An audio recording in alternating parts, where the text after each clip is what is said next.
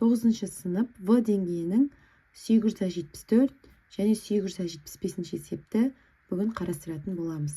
X-тің квадраты мен Y-тің квадраттарының қосындысы кіші 81-ден дейді. Яғни кем ықтималдықты анықтау үшін бізге әуелі мүмкіндіктер нәтижелері қажет. Олай болса әуелі жазып алайық. X квадрат, екіншісі қосылған Y квадрат артық 49-дан екен.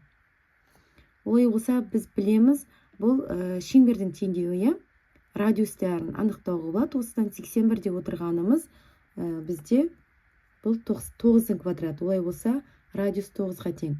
Бір шеңбердің сыртынан үстіне тағы екінші шеңбер сызылған. Сол кезде бізде сақина пайда болып тұр. Осы сақинаға түсуінің ықтималдығын анықтауымыз қажет. Екінші шеңбердің түсуінен радиус тауып алуымызға болады. Радиус бұл жерде 7-ге тең екен.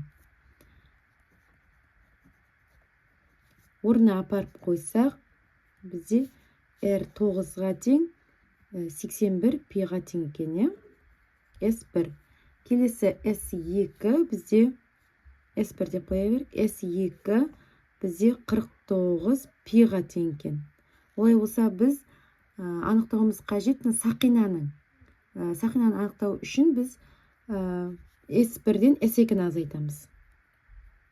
Яғни 81 пиден 49 пиді азайтсақ, 32 пи шықты. S сақина деп қояқ. S сақинаның үлкен дөңгелекке қатынасы. Олай болса 81 пиден 32 пиге тең. Екеуінің қатынасы пи мен пиді қысқартып жібереміз. Олай болса 81-ден 32 бөлінісі жуық шамамен 0,140, яғни 0,14-ге тең екен. Екінші есепте 8 бұрыш берілген, яғни дұрыс 8 бұрыштың қабырғасы А-ға тең дейді. Оның әр төбелері арқылы, біреуден кейінгі төбелері мынау емес, келесі біреуден кейін төбелерінің қосындысы шаршыға тең екен. 8 бұрыштың қайсы бір нүктесі шаршыға да тиісті болуының ықтималдығы қандай деді. Олай болса біз алдымен 8 бұрыштың ауданын анықтауымыз қажет. S8 А-ға тең дейді, яғни қабырғасы А-ға тең болса, оның мәні 2А квадрат, жақша ішіне түбір астында 2 қосылған 1-ге тең. 8 бұрыштың нүктелерін барлық тең мүмкіндікті нәтижелер жиыны деп қарастырамыз. Сонда шаршының барлық нүктелері қолайлы нәтижелер болады. Олай болса А1, А2, А3 бұрышын анықтауымыз қажет. Бұрыш А1, А2, А3.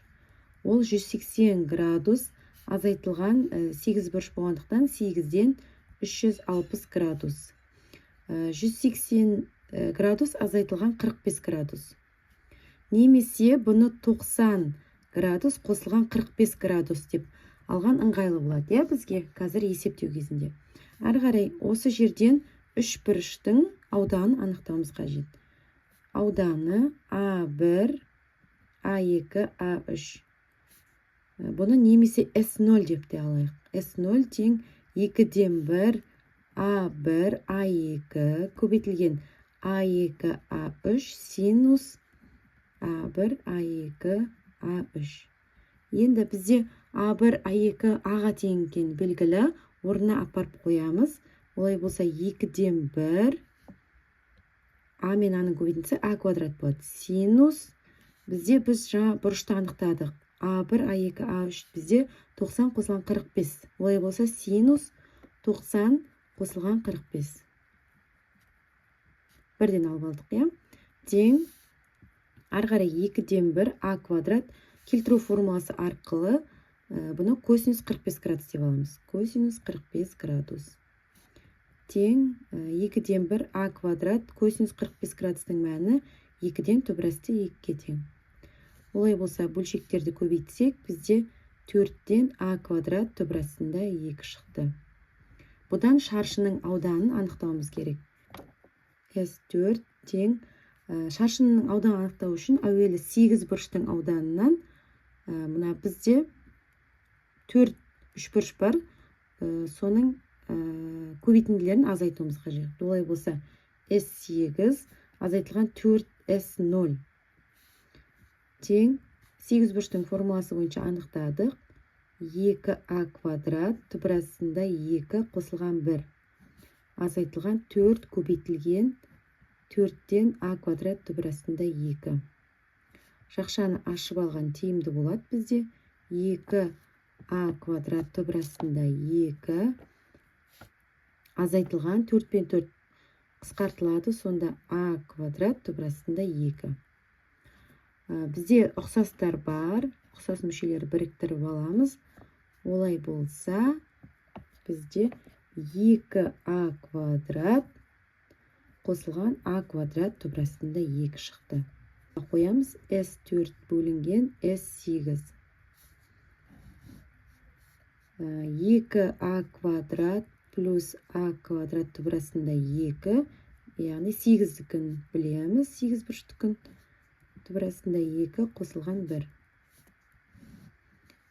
Бізде a квадрат жақшаның сыртына шығарып жіберуге болады. a квадрат шығаратын болсақ, бізде 2 қосылған түбір астында 2 шығады.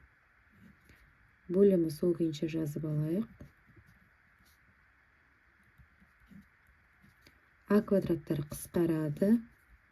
2 қосылған түбір астында 2, 2 түбір астында 2 қосылған 1.